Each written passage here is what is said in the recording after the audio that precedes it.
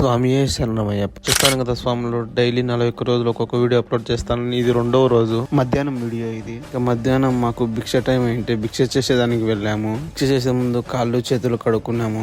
స్వాములందరూ అయ్యప్ప స్వామికి శరణాలు చెప్తా ఉన్నారు. స్వామికి హారతి ఇచ్చారు, శరణాలు కూడా చెప్పేశాము. భిక్ష చేసేదానికి అందరం కూర్చున్నాము. అయ్యప్ప స్వామిని తలుచుకొని భిక్ష కూడా పూర్తి చేసినాము. కాళ్ళు చేతులు కడుక్కొని ఇంటికి బయలుదేరాము.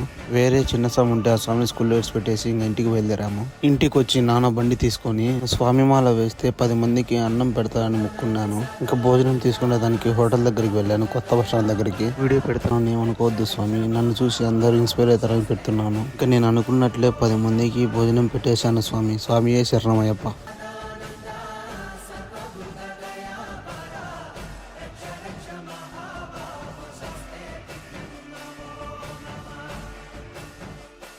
ఇంకా సంతోషంగా ఇంటికి బయలుదేరాను స్వామి. స్వామియే శరణమయ్యప్ప.